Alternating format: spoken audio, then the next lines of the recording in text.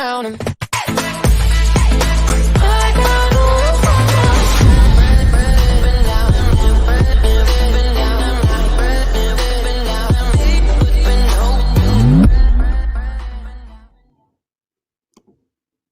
It's no secret that many people and many parents largely avoid talking about race, especially with their kids. They think that they can lead by example, showing kindness in the ways they know how, but politely keeping their mouths shut and their hands clean. Unfortunately, that's not a privilege all of us have. Parents of color can't avoid these conversations. They have to prepare their children for the multitude of ways they'll face discrimination and injustices in their lives. They have to have up-teen talks with their children about how to keep themselves safe. They need to discuss how to back down to aggression instead of standing up for themselves in order to merely stay alive. They have to be told of the possibilities, the seemingly endless laundry list of possibilities of how they've be wronged by others in the years to come. Hopefully not. Black mothers cannot just avoid race conversations. Black fathers cannot just avoid race conversations. And conversations surrounding race and discriminations are vital for all parents to partake in, especially if you benefit from the privilege of not being a racial minority. Diving into race discrimination often prompts kids to ask questions about slavery, unjust laws, the civil rights movement, discrimination, the lives of Black Americans, Indigenous people, and even topics currently in the news, like police violence or kneeling during the national anthem. These questions are good. Kids are naturally curious, and their questions mirror the confusion in their minds. As little beings, they inherently want to make sense of their world. They want to know the why behind certain social establishments, what caused people to behave as they did, and what it all means now.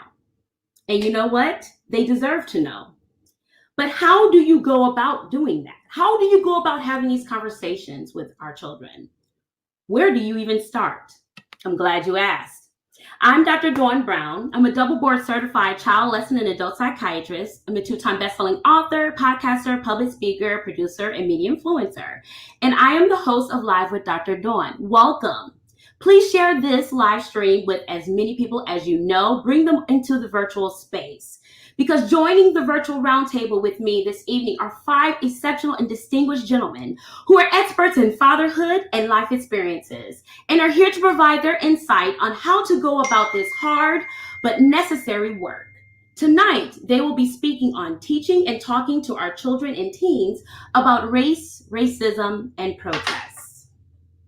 So, without further ado, I'd like to introduce you to Dr. Boyd, Dr. Haynes, Dr. Perkins, Dr. Higgins, and later will be joining us, Dr. Anderson. Welcome, gentlemen. Let me unmute you. How are you all doing this evening? Doing well. Doing great, doing great. Thank you so much for joining me. I'm doing well. Thanks for asking. How are you? I mean, really, how are y'all doing? You know, it's well, obviously things have been stressful out there. So even being a doctor or even being a psychiatrist, you know, we all have to deal with the stresses of the world. So, you know, we thought COVID was enough to drive us all, you know, crazy. But then on top of that, you know, racism does not stop in the midst of COVID, nor with the events that occur around us. So I would say there's a level of stress that we're all dealing with life right now, but that's to be expected with all that's going on. It's just the hope that we will come out of this better than where we were before we started it all. You know, I think for me, you know, I agree. And down here in Louisiana, on top of all that, we got a storm we're watching for as well. So if that wasn't enough, you know, here comes a tropical storm to add a little bit more spice in the gumbo. Yes, praying for you and with you all in New Orleans. You know, I guess for me, it has been a range of emotions, watching very closely the events that have happened nationwide and here in the St. Louis metropolitan area, where we have seen this over and over again. We've seen this consistent narrative. And I think people who have seen this before, we're looking for some kind of shift in the trajectory of the conversation and the action. And hopefully we're moving in the right direction, but that is yet to be seen. So still a little, still a little concerned, very concerned, a little uneasy. And for me, just up and down. It's been 12 days of just a roller coaster of a mixture of emotions and trying to figure out ways to not pass that on to my kids, whether they be my actual kids or any students I'm talking to as an educator. It's just been, trying to figure out myself in all of this so that I can be better for my children and my students. Amen. Amen. I would actually like to go around the round table and have you all introduce yourselves. Please share your credentials, your roles that you play. We all know that you're all fathers, but I would like to start with Dr. Boyd. Sure. Dr. Bill Boyd III, originally from St. Louis. Hold a bachelor's from Xavier University of Louisiana, master's in African American Studies from Boston University, and a PhD in early American history from the University of Mississippi. I am a historian. I teach social studies at the Whitfield School in St. Louis. I'm the endowed Richard Kobush Chair of Humanities there. I'm also the director of the Stewart Scholars Program, a mentoring program. And I also do historical consulting, talking to teachers, professors, schools about how to teach African American history in an accurate and progressive way. And I am happy to be here, happy to be working with you, Dr. Dawn, and all these gentlemen here. Thank you for joining us, Dr. Boyd. Dr. Haynes. All right, well, I'm Dr. Brandon Haynes. I have a PhD in urban studies from the University of New Orleans, a couple master's degrees, one in public administration from the University of Missouri, Columbia, one in business administration at Kennesaw State University. But my alma mater, Bachelor of Arts, is Louisiana State University, LSU, national champions. I'll throw that in there. And so I am also an educator. I'm a math teacher at Whitfield School, along with Dr. Boyd, also a mentor for the Stewart Scholar Program. Outside of that, I am a father of two, McKenna and Chloe. Love them to death. They're 1 and 3 and are currently in the process of trying to destroy me and my wife. But that's what kids do. I love them. Also in St. Louis, have some philanthropic activities as well.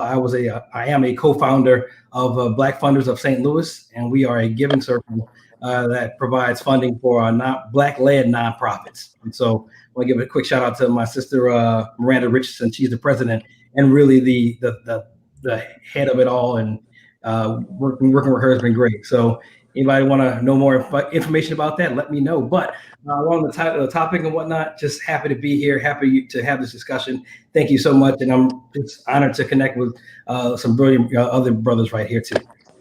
Thank you, Dr. Haynes. Dr. Higgins. Yes, my name is Dr. Napoleon Higgins. I am a child and adolescent psychiatrist here in the Houston area. Grew up in Houston, H-Town my whole life. South side of Houston is what I know, live, and breathe. I am author of Mind Matters, a resource guide to psychiatry for Black communities, and also author of How Amari Learned to Love School Again, a story about ADHD. I wrote these books in combination with a group of other non-Black psychiatrists. We call ourselves Global Health Psychiatry. Happy to be here. Happy to talk about discuss issues of racism and how it affects our youth and even our own individual homes in raising them. Thank you, Dr. Higgins. And for the events that Dr. Haynes had mentioned, as well as the books that Dr. Higgins had mentioned, we will have those websites in the promo so that people can support both of you. Dr. Perkins. Hello, how you doing? My name is Dr. Alejandro Perkins. I am father of 2. I got one right here, Alexis Perkins, 14. And I have my 3-year-old. They were determined to be on here anyway. Zion Perkins, 3-year-old. So I'm a father of 2 beautiful daughters. I'm a lawyer by trade. I received my bachelor's degree in political science from Xavier University. Then I received my JD from Southern University Law Center. And then I received my Doctors of the Humane Letters from Grambling State University. So very proud of my 3 HBCUs affiliations. In addition to that, I sit on the board of supervisors for the University of Louisiana system. We're the largest system in the state of Louisiana. We have over 92,000 students, 9 universities, including Grambling, La Tech, ULM, Northwestern, Nichols, UNO, Southeastern and ULL. And I'm also a proud board member of the 100 Black Men of Greater Baton Rouge. Awesome. Wonderful. Gentlemen, thank you. And later will be joining us. I know he's on a flight right now. He's a dedicated brother, Dr. Otis Anderson, who is my fellow child, and Dr. Higgins and I, childless and adult psychiatrist, who's traveling at this moment, but will be joining us soon. So I know there is a commonality amongst Doctors Boyd, Higgins, and Perkins, correct? That's correct. Yeah. Does anyone want to mention it? All members of fraternity and the land. If they already can't tell. Right. Yeah, they already knew when they saw your lineup. They already knew what was going on. I welcome all the distinguished gentlemen of Alpha Phi Alpha Fraternity Incorporated to the round table, and I cannot forget my brother, Coleman Love, to Dr. Haynes, a member of Omega Psi Phi Fraternity Incorporated. Throw it out there. Look, during today's day and time, it's all love. You know, we all have our little rivalries between us for fun, but when we're down to the seriousness of today's time, it's nothing but divine nine love and working in a coalition and collaboration with each other. Amen. Amen. Couldn't say it better. So I would like to actually start with Dr. Boyd. Dr. Boyd, how do the deaths of George Floyd, Ahmaud Arbery, and Breonna Taylor, and the subsequent protests that follow fit into the larger narrative of the Black experience in America?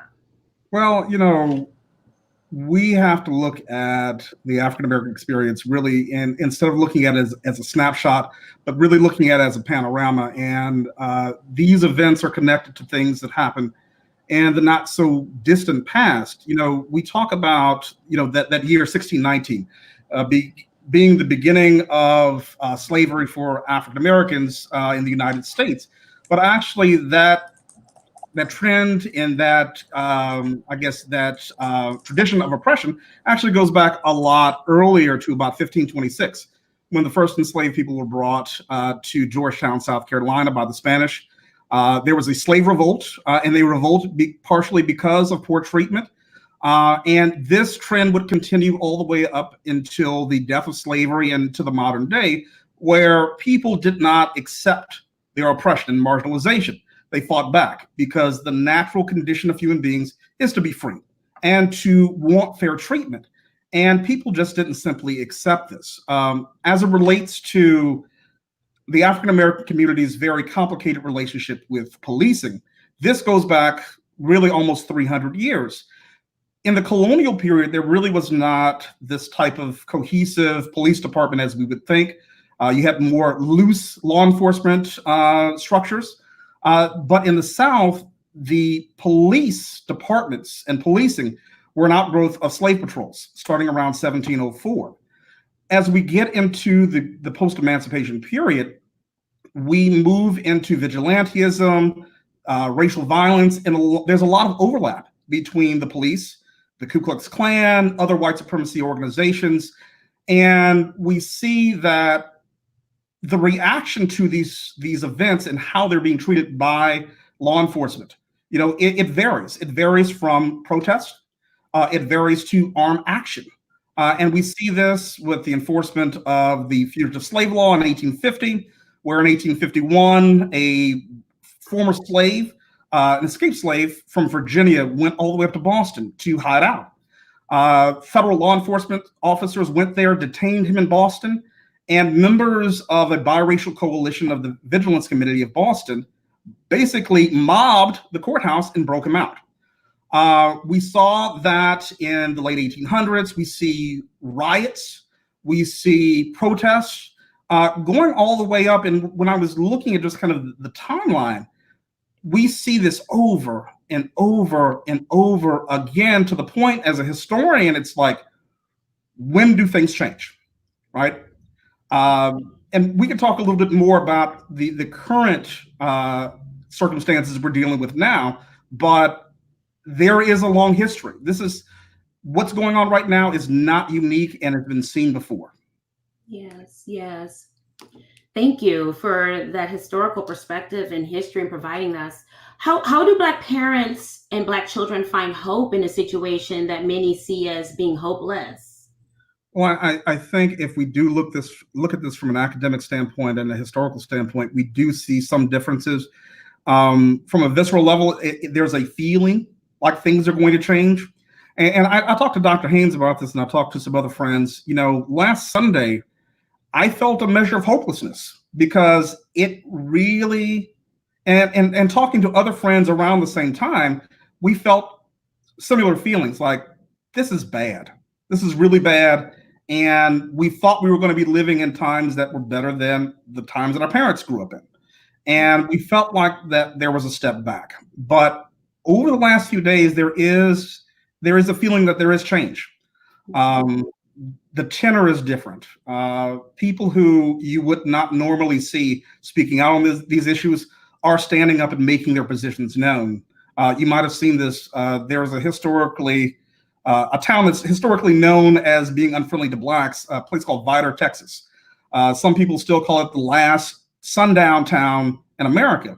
And yesterday I saw pictures of a Black Lives Matter protest in Vidor, Texas.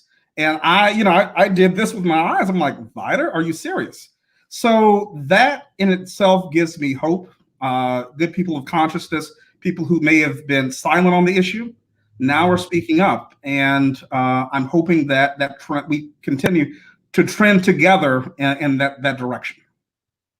Thank you, Dr. Boyd. Thank you. Dr. Haynes, how do we discuss the concept of empathy with our children as it pertains to this topic? For example, there are plenty of people who may not be racist, but lack empathy for the other's plight. So that's something I've just really been thinking about a lot in the past 12 days. As I said in the intro, my emotions have gone from just mad, angry, blood boiling, which I know isn't healthy for myself or anybody, to just kind of understanding, look, based on the conversation that people have been having, that there's an empathy deficit that we have here in this country, probably the world. And when I say that, I mean, we just don't understand. And I'm not saying we as in Black people. I think we have pretty good empathy. We understand what it's like to be on the bottom rung, supposedly. But it's a lack of understanding of others putting themselves in somebody else's situation. When we get into these conversations about what's happened the past 12 days, you get the same kind of tired lines of, when they talk about Mr. Floyd, well, he had a criminal record. We're hearing that now, right? We're hearing things of that nature. Or you usually hear when an unarmed Black man is killed that, well, he was resisting arrest. He should have done X, Y, and Z. Or why don't you take care of your own neighborhoods and this, that, and the other? And you hear that. And, it took a lot of this to make me understand is people were saying that don't understand what it's like to be in our shoes or really anybody else's shoes. I think even the poorest white person doesn't know what it's like to be a rich Black man, a Black man in general. And to not have empathy for that plight means that you don't really necessarily have to care about our plight. Therefore, it doesn't really exist. And I think we see that now when we've been talking about unarmed Black folks being killed and murdered, whatever. We don't have, I think some white people, and I'm not going to say all because we see more now do, but some white people don't have the empathy to be in our shoes, to feel like what it's like to constantly be the victim of this kind of government sanctioned killings, and how that feels to us. And so I'm trying to figure out ways to discuss that with not necessarily my kids right now immediately, because my kids are 1 and 3. But especially my students, when we return back to school, or if I talk to them in the summer about just sitting in someone else's shoes for a while, and how would you feel if you were in their situations? How would you feel if, you see a government constantly doing this to you, and you have no recourse and you're asking for help but not getting help, does that make you mad? Does that make you, want to go out and yell in the streets? It should, right? And that's what we're seeing now. I mean, we're seeing people vocalizing that we're not being listened to, that you, American government, have no empathy for our situation. You're okay with us being killed because you're going to continuously find excuses to justify that. And so, talking to, for my 3-year-old, she's kind of old enough to start feeling things, maybe not understanding, but feeling. And so, I'm going to try to talk to her about just making sure you think about what this other person is feeling when you commit your acts and when you're doing your things. And when my students kind of going with a more broader perspective of, there are people out here who, even though we don't think it's real, who actually don't know much at all. We'll use the actual word ignorant. There are many people here who are actually ignorant of our situations, of our plights. We've all been through school. We know they don't teach us much in public or private schools, in that primary or secondary education, the things that we need to know, right? I'm happy what's happening in, China in 1400s. That's wonderful. But I really want to know what happened in America in the 1700s, or to Black people or to Asian people when they came, to Hispanics when they're fighting these different wars. That's what we need to know. But a lot of them don't know, and a lot of them don't have to know. Therefore, how can you empathize with somebody with something if you don't know and don't ever have to know? And so it's trying to figure out how to get these concepts and this concept of empathy taught holistically with our other curriculums in the school systems. Yes, excellent answer. How do we teach our kids to channel the pain and manipulative gestures that are given to us, however minute they may be, to create what we want and need for the betterment of Black people? So during this time, this whole, what's been happening in the world, we see a lot of white folks stepping up, a lot of our white brothers and sisters stepping up. And again, you hear sometimes, well, how did you not know this? I've heard that in different conversations. How did they not know? Or they should have known. Well, yeah, they should have known. That's right. We all should know. But I try to take folks for where they are and say, okay, they don't. What are they doing now? So I take these small gestures that they may be doing, which it could be as minute as listening. For us as Black people, we listen. We know what the plight is. We try to listen our best all the time, I believe. But for maybe a white person who, again, does not have to know, listening is a huge first step. And so I'm trying to channel my anger and you not knowing into something where, okay, you do know, now what are you going to do about it? And that's something that we can, talk to our kids about, channeling this frustration that we have because our, the administrators or the government, whatever, whoever said they didn't know, great, you didn't know, now you know, what are you going to do? And how do we use those gestures strategically to make it better for us? And that's what I really would like people to start thinking about. And that's not to say people aren't thinking that way now, but how do we use these gestures, whether they be the NFL saying, yes, we were wrong, whether they be, white protesters out on the streets now and things of that nature. How do we use that to our advantage? Because ultimately what we want as Black people is a better community for us. And so how do we take those gestures, use them for our benefit? And that's what, something that I think we need to figure out, talk through, and then filter it down to our kids. Excellent. Excellent. Dr. Higgins, what are your thoughts about raising a child in the midst of America's racial environment? Well, the thing is that it's something that we have to confront, face forward. I know I have one child. She's a 16-year-old beautiful Black girl. She thinks she's a woman, so I don't know, but she'll always be daddy's baby. But you would think that it would start late, So when I know raising her, which her life growing up has been different from mine. I grew up basically in the hood, south side of Houston is where I grew up. And so we live out here in the suburb, and it's a fairly mixed area. But what you saw is that life will bring up race. And so the moment that it kind of hit home for me was when my daughter came home. She was maybe about 5 years old. And she asked my wife, why are we dark? And so the question was, why is that an issue, or who brought that up? And so when I got home that day, she was really afraid to let me know that she had asked that question because I'm the darker hue of the folk in the family. And the fact is that I'm darker than most folk in my family, than many. And so when I asked that question, why, she was saying that in school, the teacher will call on the white kids and not the dark kids. All right. The lighter kids are able to answer the questions when the teacher asks who knows it. And she says that I know the answer, but the teacher never asked me if I know the answer, nor do the other dark people in the room. She's picking that up from the teacher. The teacher didn't say only the white people am I going to ask that going to be able to answer questions. She said, but she picked that up. So you say to yourself, like, how early is it? Are you supposed to mention race? And at what point do they understand that there are differences in races? But the school taught her that as early as kindergarten, first grade. So, you know, but when I look at it, I said to myself, even in her being in daycare, that for some reason, especially when we lived in this one neighborhood, because we moved a couple of times because of residency and then finishing and then trying to find a house to settle in this one neighborhood that was a bit wider than the one we are in now, we noticed that in the daycare, for some reason, she was the only black kid in the room, but she was always on the end of the table away from the television when they sat to eat. Or we saw that she wasn't happy there, so we moved her to another place as she got a little older, moved her out of there, and then we went to another place where during story time, when we would pick her up, we noticed that she would be the kid on the side.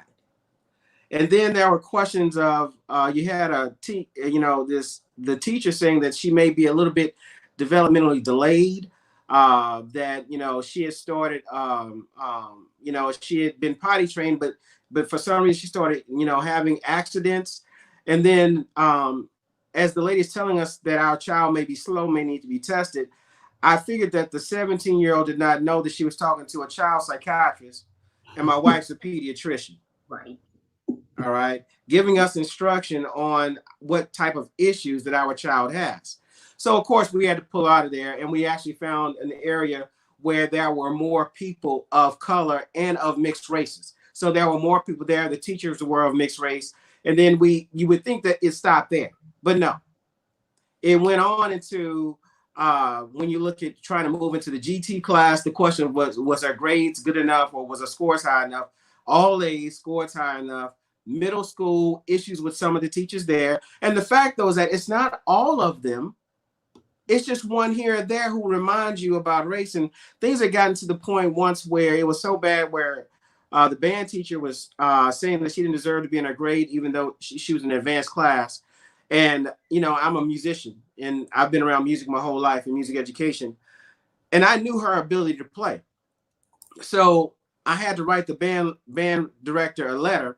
And then lo and behold, the next week, she scores the highest of any seventh grader in the entire district in the competition. Now, she outscored the majority of all of your eighth graders and most of the eighth graders for the entire school district, but she's not good enough to be in your top band, right? So, and I know that years later, she said to me, even though she begged me not to say anything, was she really appreciated me saying something. Why? Is because through all of this, you've got to be an advocate for your kid. You've got to be an advocate for your kid. But I did not realize in my mind that they started so early working on a kid's mind, which is some of that is, of course, them not knowing their own racial biases, but some of that is direct. And you've got to be there and willing to fight for your kid, because the fact is that if you don't teach your kid about race and racism, the world will. And you've got to give them the ability to be able to adapt to the situation and to be able to respond and pour love into them, and have them to be in a forum where they know that they can talk to you about it, because the world is coming and they come on a regular basis. Now that we're in high school, the problem is the peers. All the comments about Black Lives Matter that she gets from her peers, the negative things said, all lives matter, flat out racist stuff, like things that they're dealing with in school now, we didn't hear. Stuff, kids yelling out during lunchtime, build the wall and stuff like that. Openly racist comments being said in the classroom, individually to you, inside of the school by chance, and now it's online. So it's a constant bombardment that you see. And honestly, I didn't see all that. I was in school in the hood, and also I think there was a bit more of decorum going on in the eighth grade. I mean, in the 1980s, you know what I'm saying? 70s and 80s. And, you know, I walked out of school early 90s.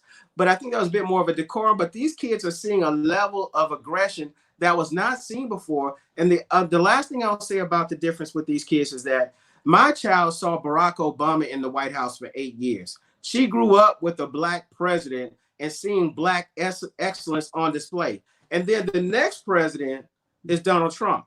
So in her mind, her formulation of what the top brass will look like and the top person, the top family would look like, a Black man, 2 beautiful daughters, well-educated, and then you got our president currently now, multiple marriages, things he says, the lack of decorum that you see causes a shaping of your mind now that these kids are seeing that are coming out, you know, that we did not see in our time. Yes. Wow, Napoleon. How's your daughter doing now? She's doing well. She's doing well. She's going into her senior year. She's section leader of the trumpet section for the last 3 years since her sophomore year. Obviously, things are odd right now. You know, of the racism that she sees her friends commenting regularly, or I would say friends, colleagues, classmates commenting regularly. But she's adapted well, and she's a beautiful Black girl. We pour all the love we can into her, but she has to stay conscious of the things that are going on in the world right now. Amen. I want to bring onto the screen Dr. Otis Anderson. Dr. Anderson, can you hear us okay? Good day. I can hear you perfectly. Good day. Please introduce yourself, Dr. Anderson, to the audience. Good afternoon. I'm Dr. Otis Anderson, also a founding member of Global Health Psychiatry, along with Dr. Napoleon Higgins. I'm actually on a COVID assignment, whereas during the stay-at-home orders, I was actually recruited to come work in New Hampshire, of all places. And so in New Hampshire, which is just north of Boston, I think the area had about 60,000 cases of COVID at one point. And so what's interesting is, as a child psychiatrist, you have to worry about how is your kid going to respond to remote learning. And so given the fact that I'm, you know, as they told me, I'm one of the few providers in the nation that specializes in working with kids with autism or severe intellectual disability, it's been challenging. It's challenging is because you're bringing a whole new level of cultural sensitivity to the treatment team. Challenging in the fact that your understanding of the way kids' minds respond to stressors is different from a school system's mind. Because at the end of the day, the school system is worried about, am I going to have to pay for this hospitalization or not? But you still have to, more than anything else, advocate for each child individually. Yeah. Because each child is a unique human being. So more than anything, it is definitely my pleasure to be able to be up here. My intention still is to extend until the end of the year, because I actually and honestly think, you know, these kids need it. You know, they need a strong Black male figure in their life, and not necessarily rely on the stereotypes that they're used to in the as portrayed in the media. Right. So, thank you for all the work that you're doing, Dr. Anderson. We really appreciate you on the front lines, as well as safeguarding our community and treating our kids as well. Thank you. Yes. Thank you. Dr. Higgins, I actually want to go right back to you, if you don't mind. How do you recommend pushing back against the racial stereotypes that Black children face? Yeah, well, you know, the thing about the racial stereotypes that we face, it's very difficult to fight against because it's coming from so many directions. You know, it comes from, oddly enough, I would say, obviously you got the media, the news, you got the music, the videos, and all that goes into shaping who we are as a people. But as Dr. Boyd talked about our history, it's very important for us to teach the history of our people to our children, realizing that the history is multifaceted. But, you know, so often in America, we start the story of Black people with slavery. And then there's slavery, and then there's Abraham Lincoln, then there's Martin Luther King. All right. And then that's it after that. All right, that's compartmentalized. That's Black history right there.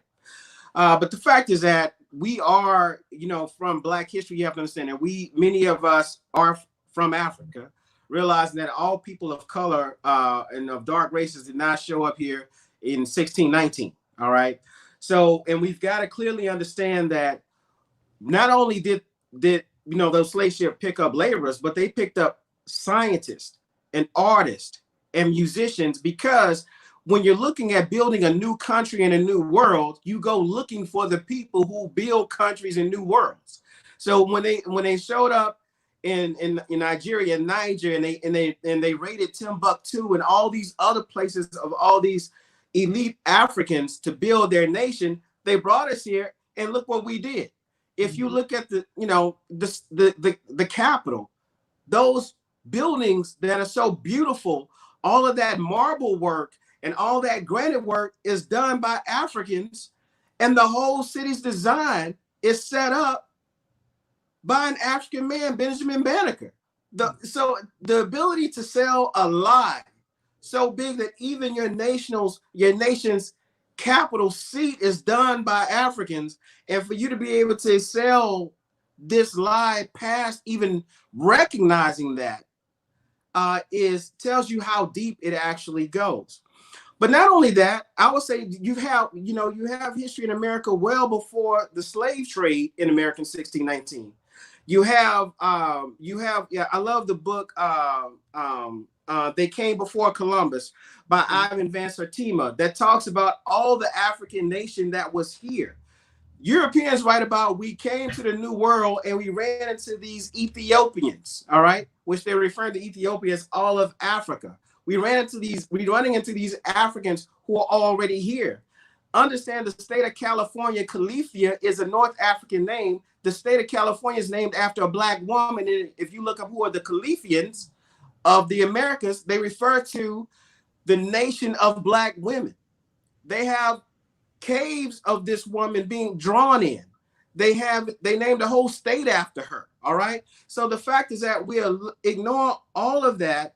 We even ignore the contributions that we make today. That would not be an internet, that would not be computers and all these types of things, all the mathematics. We talk about hidden figures, all these scientists who work down the street from me in NASA, who are Black people still down there. And we take out the contributions that we continually make, but people then sell us what we are.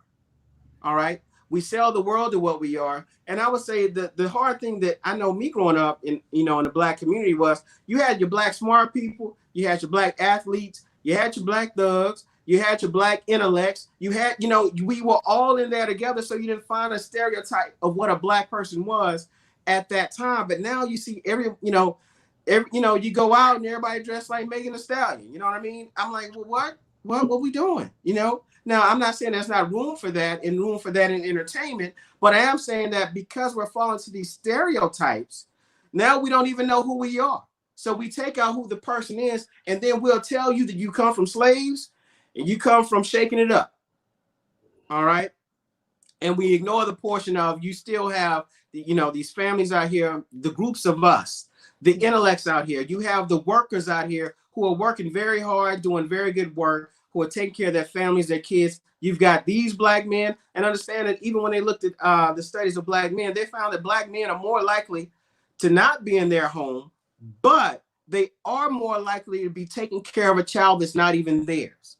Mm-hmm. So they talk about us, but they leave out the point that if we're not in our own home, for whatever reason that may be, all right, that's a different talk for a different day, we're often taking care of other people's kids that are not even ours. We're more likely to be doing that. And so when you look at the statistics and the numbers, most Black men are taking care of Black kids somewhere, even if they can't do it inside their own homes or not there. So we have to work on teaching our history, controlling the narrative, making sure our kids learn it young in an early age, but then we've got to continue to push and give good information because the world is pushing against them. Excellent answer, Dr. Nair. Dr. Anderson, I want to go to you because I know that you're in transition. We want to make sure we hear from you as well. Dr. Anderson, how do parents balance their own emotions about microaggressions and still show up for their own children? I think the most important thing is something that we teach in our home, in our own home. Me and my wife, Dr. Angela Anderson, and our 2 daughters, we teach them more than anything to hold on to what you know is true. And so we understand that we're living in a world primarily to where people are so interested in the narrative that they forget about the truth. And so we're teaching our daughters, we teach them hold on to what you know is true. So no matter what narrative somebody gives about you, if you know your own truth, then that narrative doesn't matter. It shouldn't bother you. And so, our family word is unbothered. So hashtag unbothered. And so when you're talking about actually encompassing and dealing with microaggressions, as an adult, you have to teach your kids at a young age how to identify microaggressions and how to respond to them. That's the biggest thing. We pretty much tell you that the strongest thing that you could actually do is to exercise restraint at times. Mm-hmm. But at some point, you got to teach kids to kind of speak up for themselves. And it kind of works upon a story I told the other day, and the fact that, in preschool, my kids were out on the playground, and, some little kid told my black daughter at 4 years old, you can't go down the slide because it's a whites only slide. And it would be the kid who is most likely to respond with, I don't really care what you got to say attitude. So she let him have a piece of her mind on that day. And in her response, she said, first of all, the 4-year-old phrase, you can't tell me what to do. Second of all, the phrase was, my black is beautiful, my black is powerful. Don't be afraid of it if you can't understand it. And that's what I was teaching her at 4. She said, don't be afraid of me because you can't understand me. My black is beautiful, my black is powerful. And that's something that we reiterate to them each and every day. Napoleon and I, we've been doing a black male mental health talk for, I know, well over 12 to 15 years, if I'm mistaken. And one of the side talks was, for the medical school, I taught them the science of racism, where we talked about, how the amygdala is involved in the emotional processing of threats, fear. And, normally kids as young as 2 and 3, they're able to identify, of course, differences in sexes, but at 3 and 4, they're able to identify the difference in race. And because of that, you're forced to teach your kids how to adapt to those aggressive tactics. Yes. If your child was to experience microaggression, it sounds like she already knows what to say. All right. She couldn't wait. I love it. I love it. Is there anything follow up with that conversation you would have with your child if that were to occur and she brought it to your attention? What else would you say to her? What the thing is helping her process out her emotions, because, in that moment, there is a sense of helplessness at that time. But there's a sense of isolation, because when you're looking at areas of education, especially areas of education where there is higher socioeconomic status, when they look around, they're the only, or they're the lonely. And so you have to teach them to be able to adapt and to communicate effectively how they feel in those moments. And I was a proud daddy that day, because for me, I was like, well, did you hit him? And she was like, no, I didn't hit him.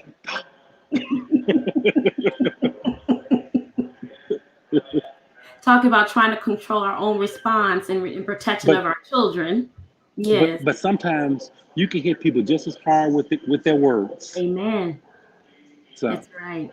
Thank you, Dr. Otis. Appreciate that. Thank you. Yes. Dr. Alejandro. So what are the best practices for teenagers about protesting and exercising their First Amendment rights on social media? That was a great question, Dr. Alejandro. Oh, sorry. Let me make sure you're unmuted here. Order earlier today, and is going back, tying into what the gentleman have stated, all the gentlemen have stated previously, is they still had to know the history in order to even be a good protester. Because we have to empower our kids first. Because protesting and participating in civil issues is not a fad. It shouldn't be like getting the newest tennis shoe or something like that. You have to understand it's a life journey, and it's a commitment that you're getting, and it's really a conviction. So part of that, in order to do that, you have to empower them with knowledge. And part of the knowledge is that they have to follow you. We're still the best examples to our kids. They're going to do what we do, not do what we say, right? So if we're not doing it, if we're not walking it, and we're not doing everything that we're preaching, then it's dead on arrival. So I can't have a great protester if me as a father has not empowered my 2 Black daughters. So part of that empowering piece starts with small things. Each of y'all know it who go to Xavier Homecoming on the regular. If you see me and Dina, my wife, Dina Perkins, you're going to see our daughters, because I want them to see that there is a place where you have Black doctors, Black elected officials, Black lawyers, Black educators, Black businessmen just walking around having fun. It's not somewhere you have to go and say it's this mystery place, because in the majority world, they will have you thinking that it doesn't exist.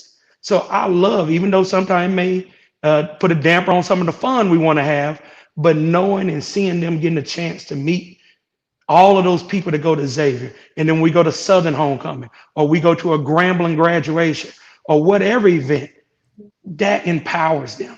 So then when you couple that with having the great historians such as a Dr.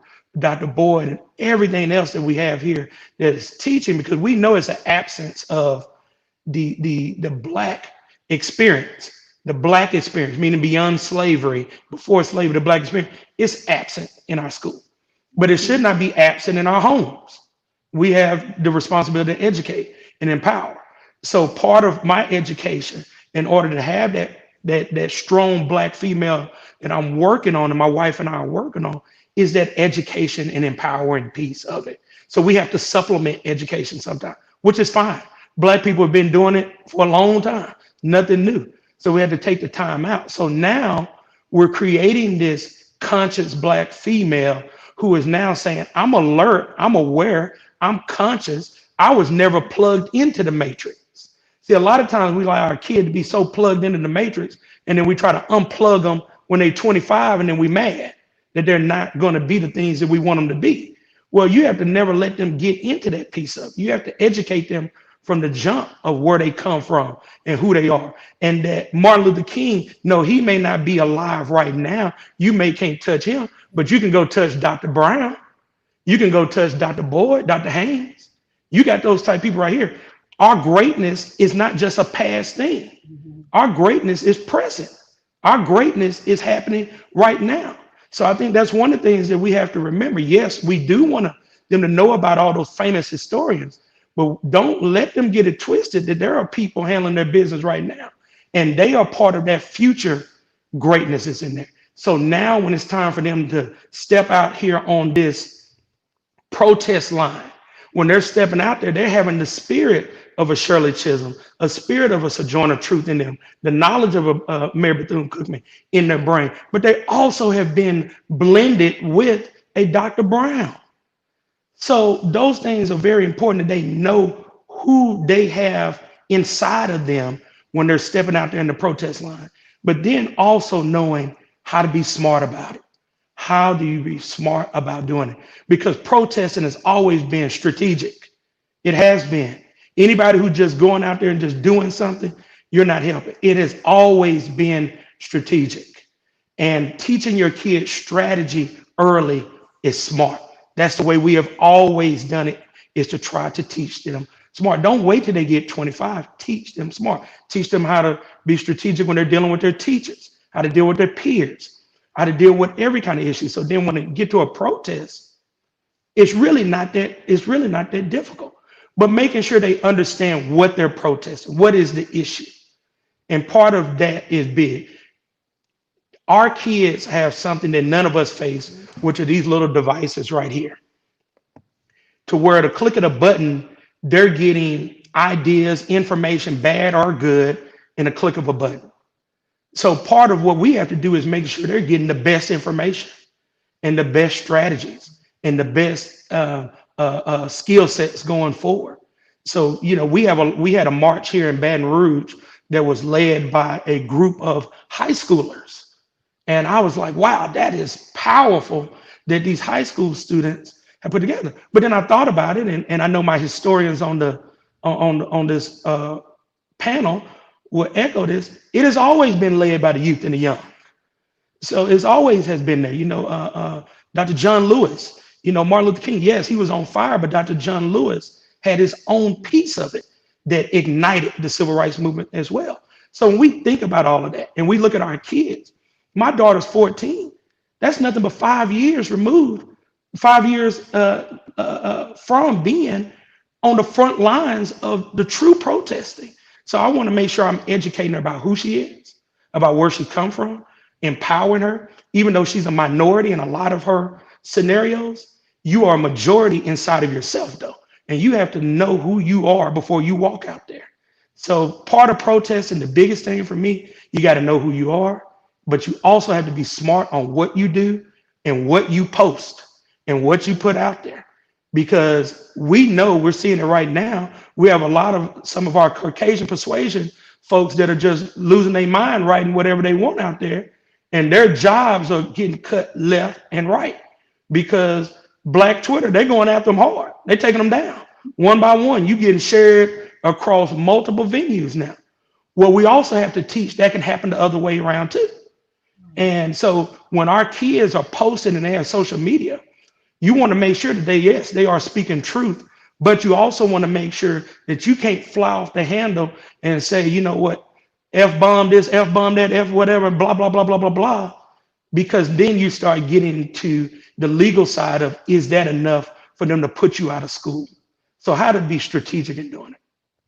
Yes, very strong message. Question, when you look at victims like Breonna Taylor, okay, Trayvon Martin, and our kids see these images of these beautiful brown babies who just basically had their lives taken away. What are some suggestions on how you frame what's going on in today's society? How do you have these conversations with your daughters and your son? Well, I know for me, I don't sugarcoat anything with my 14-year-old. She knows that that's the relationship that we've always had. I've always been very candid. I had a story very similar to Dr. Higgins. When my daughter was in first grade, there was a young girl in the neighborhood that we used to stay in who was having a sleepover. And she came to my daughter and said, I'm having a sleepover, but my mama said I can only invite one Black kid over my house, and I'm going to choose this other Black kid because they were of a fair complexion. And my 6-year-old daughter, 6 or 7-year-old daughter, didn't know how to process that. And she came to me on that. And I told her, I said, baby, first of all, understand you are beautiful. That's the first thing I want you to know. You are beautiful. You're smart. And more importantly, your daddy is here to protect you. And your mother is here to protect you. And we're going to walk you through this process. And that was one of our first lessons with her, in showing that everybody won't be your friend. Everybody is not a quality person for you to be around. So even though I hate the fact that her heart was broken like that, in some kind of ways, I was glad that she was able to get this experience early on so we can start this dialogue at this stage. I hated to have this conversation, but we did. So now my daughter follows, and she's seen the Trayvon Martin, the Mike Browns, the Breonna Taylor, the Xavier alum who was killed in Fort Worth, Texas, and on and on and on. She's seeing it. And what she's seeing is, I look like them. I look like them. And kids look at that and say, how much do I relate to what's going on? And the first thing they look at is, physically, how do I identify? And she sees them. And I can tell that her wheels are turning. And what has happened with her, she says, Daddy, I want to be a lawyer. I want to be a lawyer. I think that's what I want to be. And I don't push my profession on her, but I bring her around it so she can see this change. Also, she has been into politics and stuff to understand there's a legislative process that has failed this country as well, right? These laws have been institutionalized in there. So there are opportunities for our young kids to also be legislators who are conscious about what is going on. So when we start saying, when she sees Trayvon Martin, I want my daughter to know that's an opportunity for you to go in there and be a social justice for change. When you see Mike Brown, when you see these various people who have been their lives have been struck down for no reason, that's an opportunity for you to go in there and make a difference. Because the world will want us to believe that everything racism is in the past, even though all the symptoms still are showing in the future. And they want us to say, ignore the symptoms. And I'm telling my daughter, don't ignore the symptoms. Don't ignore it at all. And don't just treat the problem. Let's get a cure. Let's aim for the cure. And I think that's through legislation. I think that's through teaching empathy. And I also think, going back to the last thing, through her being empowered. And the thing that I try to preach the most to my daughter is for them to empower other young girls, other Black girls. At the end of the day, still the most powerful being on this earth is a Black woman. Whether people want to accept it or not, it is most influential piece. And when you combine that conscious African-American woman, that Black young girl, and you let her know that there was such thing as a Trayvon Martin, and you let her know that there are great leaders currently, and you let them know there's a bright future ahead of them, they can change the world. But we do them a disservice to have them even think that there's nothing wrong out there in society, that everything is fine, that everything is great, and all that unrest was a thing of a past. I'll leave you with this last thing, Dr. Don, is we all are familiar with Just Mercy movie that came out back in January.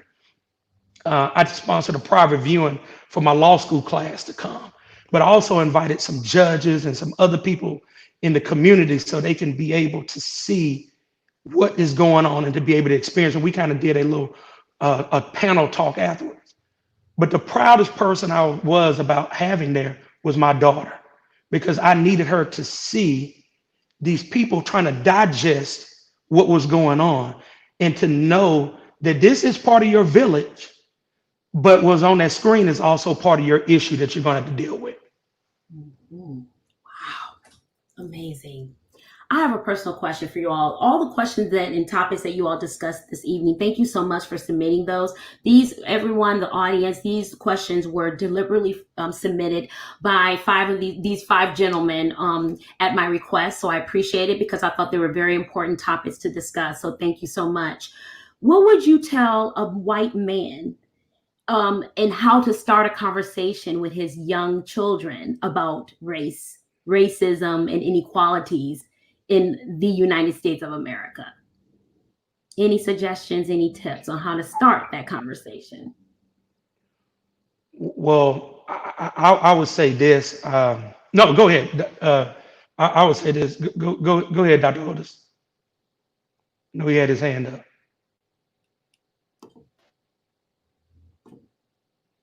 Came to a conversation that I had with my wife yesterday, and she basically had that I get it moment.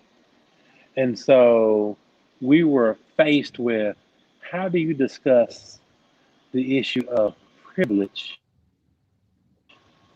to children?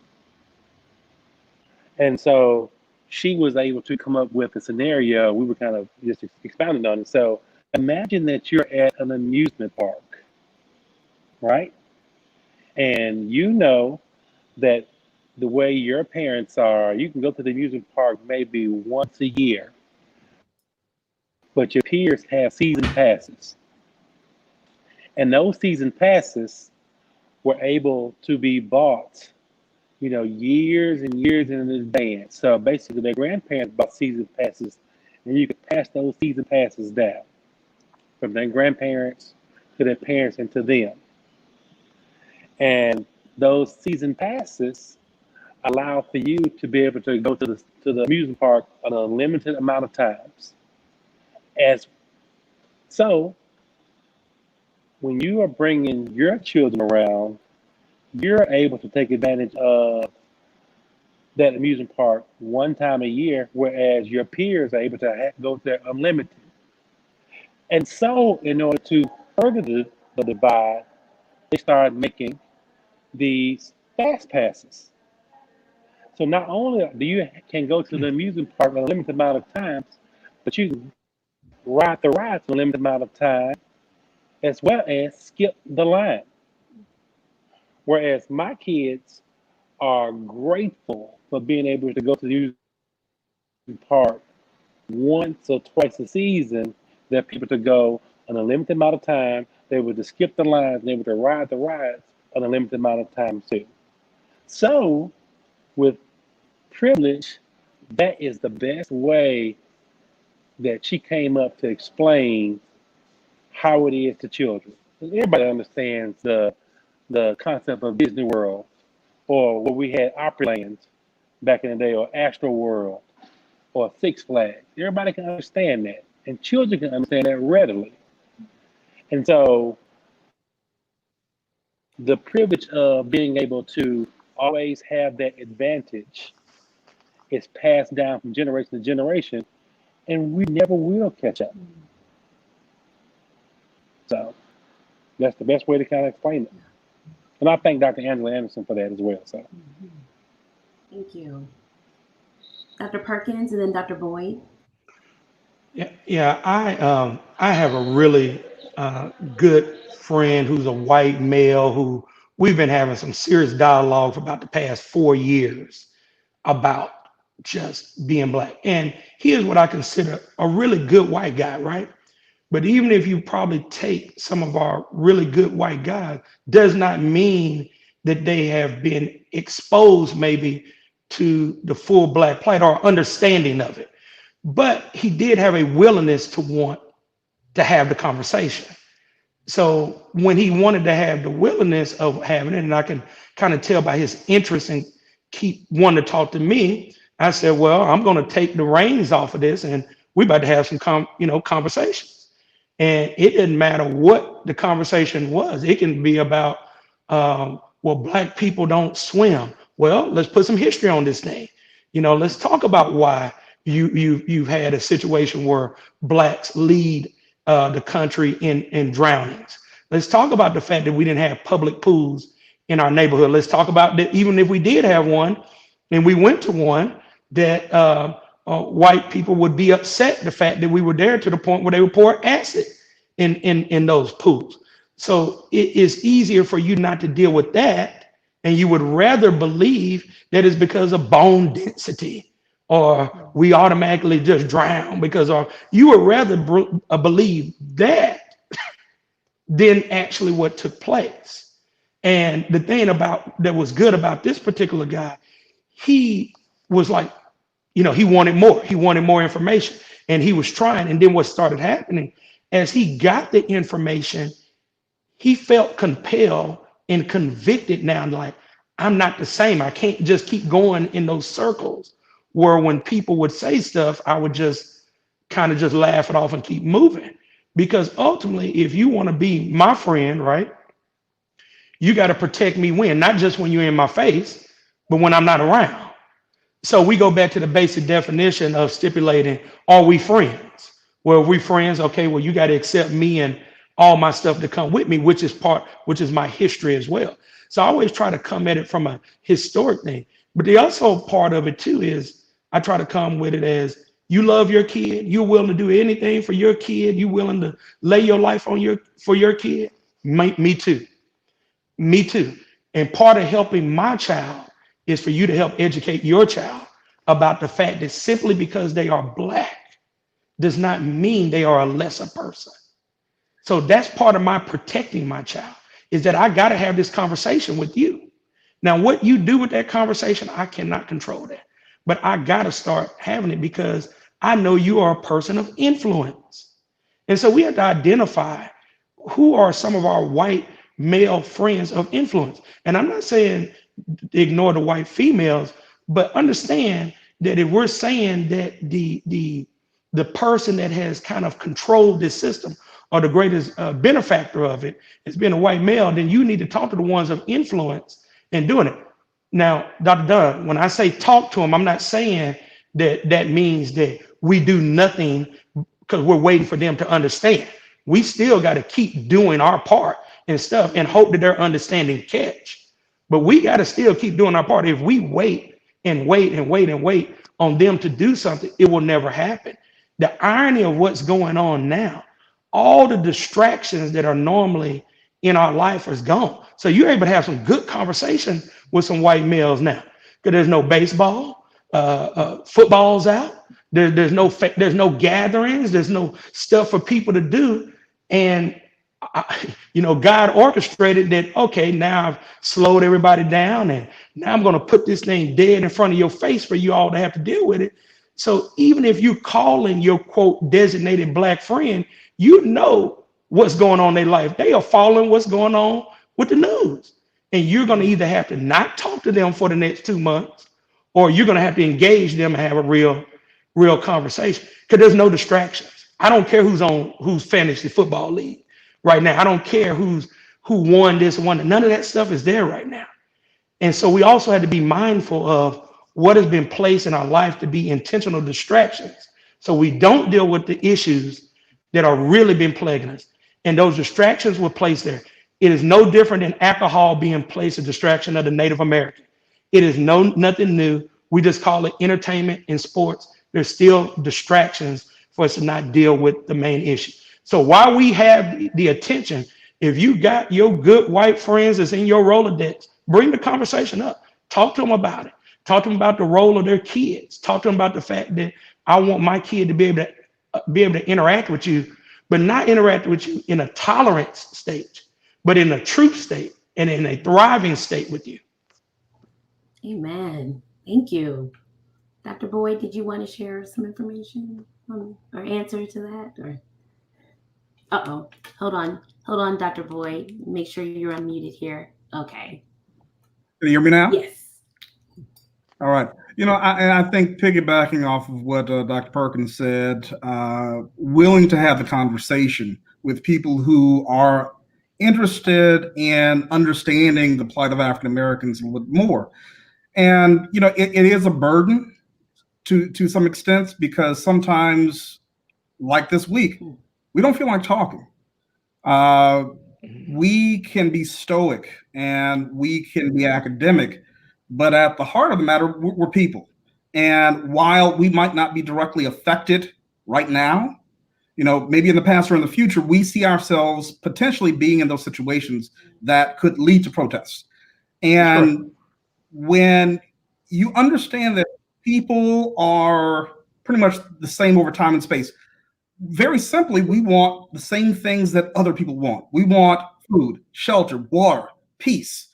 We want these things, and the things that separate us that have been identified by humanity, skin color, sexual orientation, all these other things distract us from the fact that we are more similar than we are alike. But going back to your original question about how to have these conversations with white men, people on the other end have to be willing to listen, right? Do not come with your preconceived notions and saying, I already know everything about this situation, therefore what you tell me about oppression, that's a lie. All you need to do is pull yourself up by your bootstraps. But like Martin Luther King say, how could you say that to somebody who doesn't even have boots, right? So for somebody like me, who is a historian, I can't just sit here and just speak emotion and talk about the history of my family as relates to slavery, segregation, and oppression, even though I do, but I have to speak the facts. And the facts are, we're not that far removed from slavery. And I tell my students, and I talk about this in lectures, on my father's side of the family, I'm only the third generation of my family born free in this country, right? I was born in 1976. Both of my parents were from the segregated South. They did not get the full rights and privileges of American citizenship until 1965. That's 11 years before I was born. And on the day that I was born, my parents cut out the headline of the St. Louis Post-Dispatch. And it said, Supreme Court strikes down segregation in private schools. On the day that I was born, right? Dr. Haynes and I, we teach in a private school.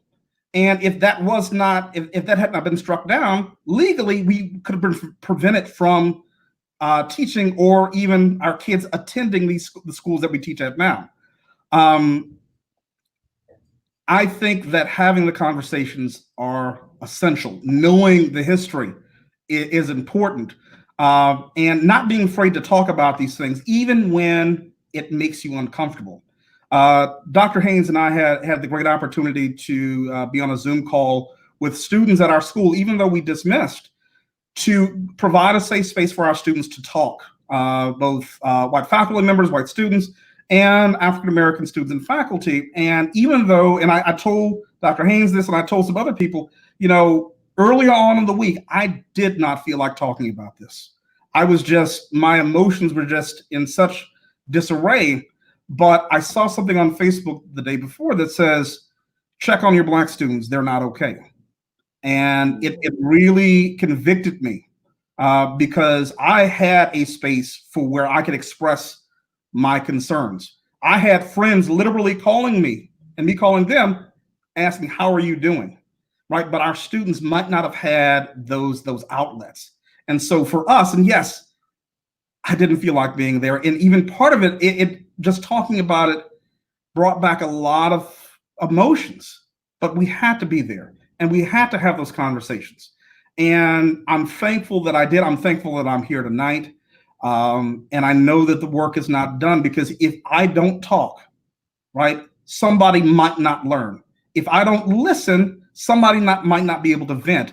And we cannot hold this anger and this concern in, right? Because if we don't let it out, if we don't talk about it, if we don't try to reconcile the history, we will be doomed to repeat it. And ultimately, our goal is, as Americans, is to try to make a more perfect union. And that only will happen if we work together and if we dialogue. If not, right, the history is pretty clear. A divided country, a divided citizenry, a divided populace will ultimately lead to a society's doom and downfall. And I'd like to be around for a while. Yes. And I know we're over time, gentlemen. So I know if you have to leave, I respect that. Please tell your families thank you for your time. Dr. Brandon. So am I unmuted? I am unmuted, cool.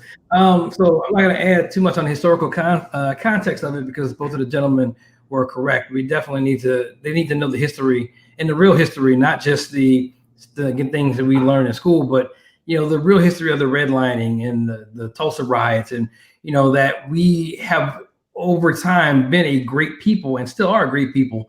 But we've had some things taken away from us that the history books that, you know, we have with our kids don't show.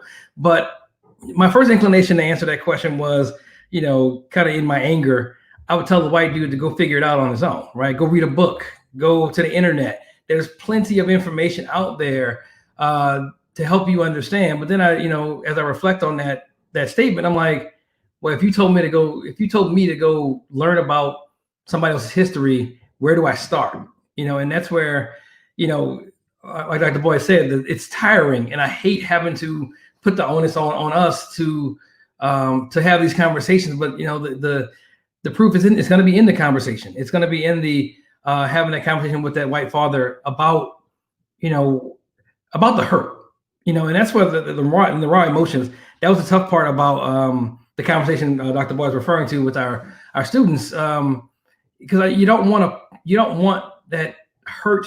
The tourism of hurt, right? I don't want to put my hurt out there for white folks to consume, you know, and say, you know, and see it. But if you don't understand the hurt, if you don't understand where the hurt comes from, which is the history, then you're never going to be able to move forward and talk to your child about why things the way they are, and how do we move forward.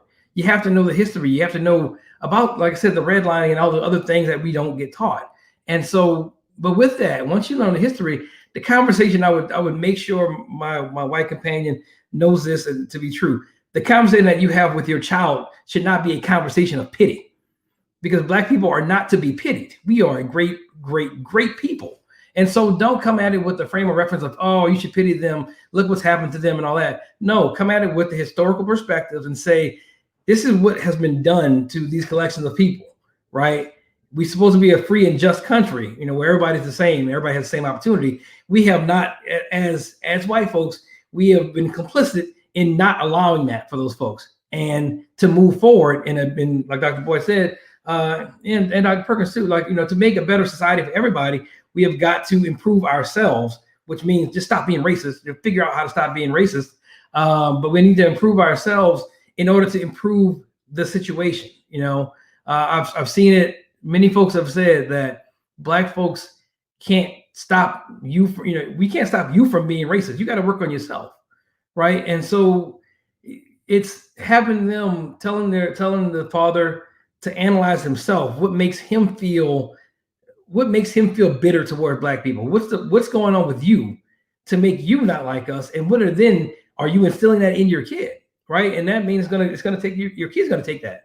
And so, just again, having the conversation and finding somebody who is really willing to listen. And I believe, based on what's been happening the past 12 days, I think some of them, not all for sure, but some of them are finally ready to listen. And as exhausting as that is kind of the minute step that we need to take advantage of strategically to build these allies, teach them, have them learn some things, and we can help build them up as better allies, because we're going to need allies in this world. I'm not trying to have a race riot. I'm not going to win that battle. I want to live for my kids, for my daughters, and for my wife, and I want to see grandkids. We're not going to win that battle. So I'm going to try to converse even when I'm tired, just so if I can change one heart and one mind, we go from there. I'd like to add to that, Dr. Perkins, as you stated, the issue of, I think a lot of people feel like race is wrong, all right, but they don't understand where the underlying source of that comes from. The reason Black people don't have is because they weren't smart enough, or the reason they don't own homes is because they didn't put their money aside, things of that sort. And so therefore we see them, and sometimes I'm fearful that some of this outpouring of love is we have a pity on these ignorant individuals, not realizing all the, as Dr. Boyd talked about, all the issues of redlining and all of that have gone into why we are so far behind. Even Dr. Anderson saying, you got to go to the front of the line. You got to ride as many times as you wanted to. And now I'm filling out for a home loan, dealing with the same racial issues, realizing that even though even though we're doing what we're doing, it's not like Bank of America is more likely to give a Black person a loan today than they were yesterday, or the week, or the year, or the 10 years, or 100 years before that. So we still have to deal with that. We've got to put aside the time to give the history, so they understand why we got here. And people are like my cell phone that I'm talking on now. If they don't know, if the app is not on the phone, and it ain't on the phone, all right, it just won't do it. But when you tell somebody the truth in a way that they can receive it, it's there forever. So when you explain redlining and why Black people don't have a situation, those situations, and they actually do work for the bank, then they're able to go into the board meeting and say, this white man is able to go into the board meeting and say, there's a wrong that has been done that needs to be corrected on why Black people don't have home ownership, and why we, and the issue of we are continually paying more interest rate for loans that other white families in these neighborhoods are not. So you have to be able to give them that. But the other point is that you have to give them that in a safe situation where they can hear it, but also in a safe situation where you're safe enough to be able to do it. The fact is, I don't feel like running to a protest and getting shot by a policeman. I think there are other ways to fight than that. Obviously, we're allowed to protest, all right? But also, you have to be in a situation where financially and even on your job that you can even say something. Now, it's easy for me to say something because I work for me. The only person I got to worry about is federal government and taxes. All right. Of course, you have to worry about maybe patients won't come and see you. All right. Things of that sort. And I wouldn't say anything ugly or mean, but the point is just interjecting where you can. I know, and I'll say this and I'll be quiet about it. I was at an event, a corporate event, pharmaceutical event, where I'm talking about ADHD, your specialty, Don. And they actually mentioned, I believe it was the MTA study about 10, 15 years ago. And they mentioned how in the study, and they had on their slides, how Black men are more likely to not have ADHD, but to have conduct disorder or opposition defiant disorder, something like that. Which what ADHD is considered to be treatable in mental health versus conduct disorder is not. And you just kind of lock them up, throw away the key. My issue was, it's not in the study. That was not in the study at all. And I mentioned this at this corporate event. And then when I said something, the white man next to me said something. And then the white man over there said something, which is, it's not in there. It's not a part of the study. Now, that may be part of the stereotype, but it's not true. Next thing you know, the room filled in with all these people in coats from this company who I had not seen at the entire event. Mentioning it, next time they did a training, the people who were in charge of that were gone. They were out. So we have to, but I'm in a situation where I can say that and not worry about retribution from somebody calling my boss and things of that sort. But also it's important to say it in a way that they can understand it and hear it. That I can use your words to talk about your data to point out that this information is not correct. So we've got to know our history. They've got to be in a safe situation. We've got to be in a safe situation. And then also, a lot of times when white people speak up for Black people, they may get ostracized as well. So by giving this push that we're doing right now, it gives some of our allies the ability, now that we're fighting for ourselves, you got the young folk fighting, you got their daughter, their child out there protesting. They want to protect them as well. Now that you've got this push going, you have other allies out there who also know that this is a problem and an issue, and it gives them strength and in the armamentary to go out there and say something themselves. Mm-hmm. Thank God you were there for that discussion, Dr. Knapp. Got to try to get in the room. Amen. We have a few questions from the audience, and then I won't hold you all because I know, again, this is family time. So thank you so much for your time and committed into addressing these topics and these important issues. We have a question from Ms. Cassandra Shorter. Her question is, because it's so historical, how do we make the change actually happen? Keep the momentum that this time a change will come. I really want to focus on the second part, because I know, Dr. Bill, you mentioned the cyclic model of us going through this time and again, and how it's dropped off, and some of that can be the momentum on our part. Can you talk, or anyone talk about how we're able to keep the momentum in keeping this I would say movement going? Can you hear me? Yes. Usually I have answers to most questions, or a response. It might not be the right answer, but there are sometimes I don't know how we keep the momentum going. I think, and what we have to do is try, making sure that we are talking about these issues on many different levels, from an educator's perspective, talking about this in the classroom, redesigning your curriculum to be more inclusive and more accurate. And whereas, I could say these things in the classroom environment, I could talk about certain issues, but if they are not accurate and they do not correctly frame the African-American experience, then it's a detriment, because we get confused. And so being committed to the accuracy, being committed to the historical narrative, being committed to not only talking about the issues, but providing evidence to support it, I think it is one part of the equation, right? There is an old term I learned back at Xavier when I was a sociology major. It was this theory of structural functionalism. There's this idea that every structure in society has a particular function. Everybody in society has to play their part in order for society to remain stable. In regards to these conversations, we all have our part to play. My expertise is in history. I'm going to talk about the history. Alejandro is an expert in the law. He can talk about it from a legal perspective. Dr. Haynes, expert in urban studies, he can talk about it from various different models, and Dr. Higgins can talk about it from a psychological or psychiatric point of view.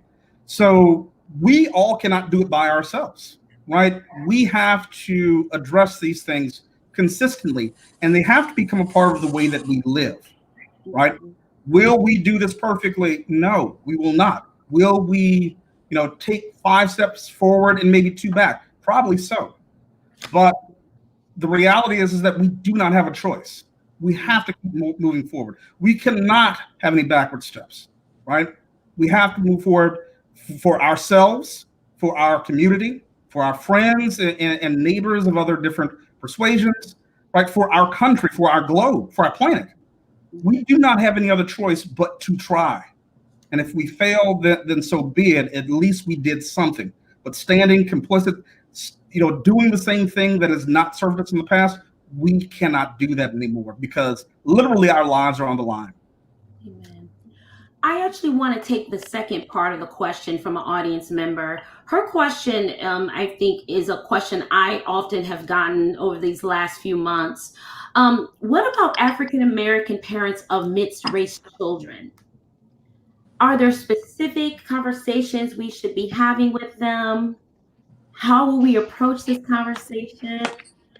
I think it's approaching it with caution, of course, but also bring on historical perspectives. What do you gentlemen think of how we can approach this? One way or an idea?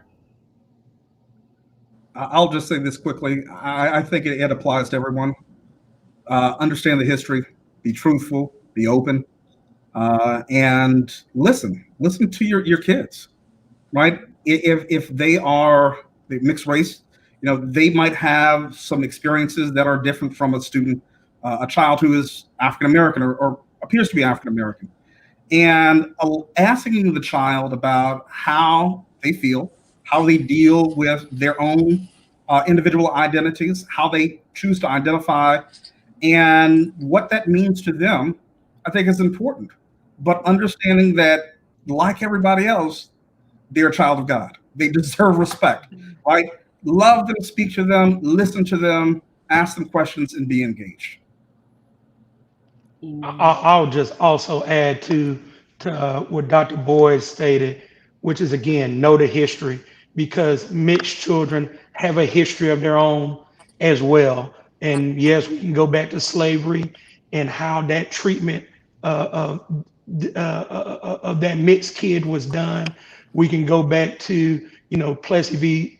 Ferguson, how that mixture of a race was treated. On and on and on throughout history, our mixed brothers and sisters have also been in the forefront of having to deal with this issue of race, period. I mean, it's always been there, and not just in America, whether we go to Cuba or whether we go wherever, there's this whole thing of mixing of the race.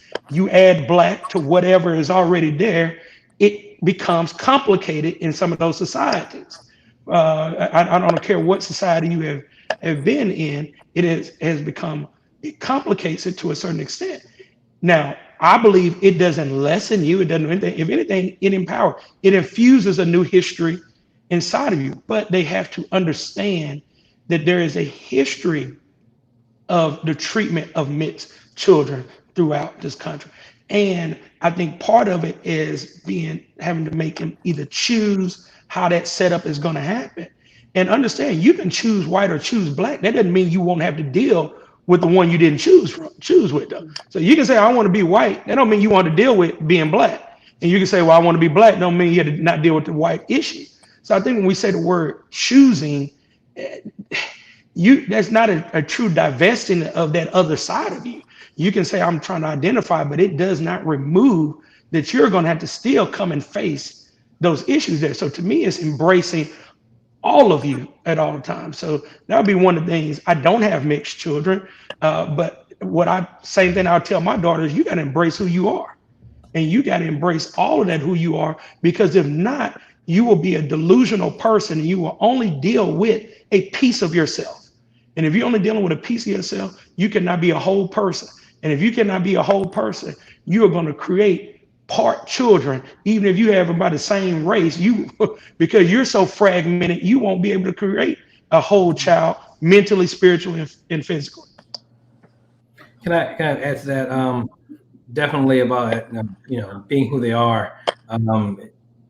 Coming to grips with that, talking about both sides of the family, just making sure that they are in tune with who they are as like you said, as a person. But historically, I mean, they come from, they have two cultures almost, and so that's a cool thing, I think, to from a historical perspective, to kind of be able to trace that lineage and see what's happened on one side of your family, on another side of your family. But to that, I would also say it's almost just like having the conversation that many Black parents have to face about the talk for a younger Black boy or girl. Like, they need to have that conversation of when that day comes when you're Black, and that day's going to come, that when you are seen as Black, and you can be prepared for that day, or it could come out of the blue. We just don't know. But I would add that conversation to it because it's such it's not to say that the white part isn't, or the Black part isn't as important, or the white part isn't as important, excuse me. But we know what happens when you're seen as Black in this country, right? The side of them, the white part of them is not the ones that are getting killed. It's the Black part, right?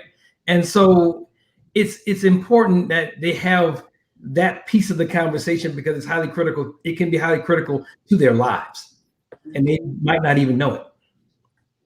Amen. And this is my last question, you all, and then I definitely would like to go around just for some final comments. How important is it to promote HBCUs in our children's lives? Being that at HBCUs, we see people who look like us, who are just as smart as we are, right? What do you think is the impact that HBCUs, and maybe I can talk to those who've experienced, have had on kind of your development, not your educational development, but who you are as a Black man? I'll go ahead because I'm a third generation HBCU graduate, and for me personally, I didn't do, and I tell this to my students and to my students' parents, I was not a good student in high school.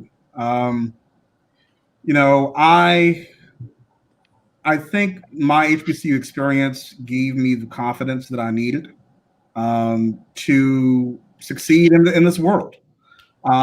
It is a space where people of African descent can go for 4 years, and as I've heard, to be celebrated and not tolerated, where you are in a space that is created exclusively for you.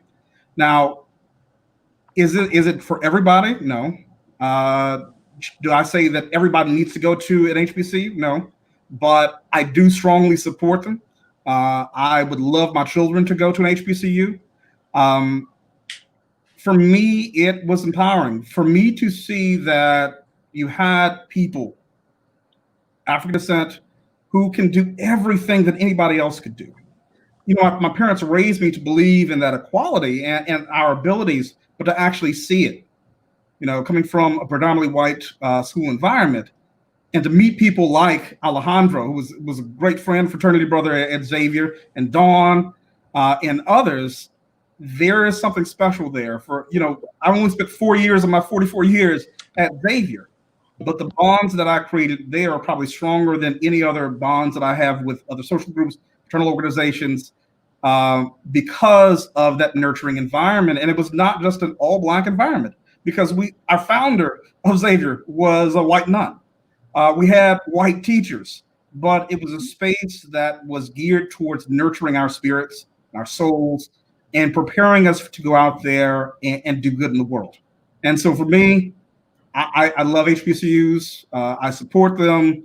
And I think that a number of students should really take a good, strong look at them, because they are as good as other schools. They are. Yeah.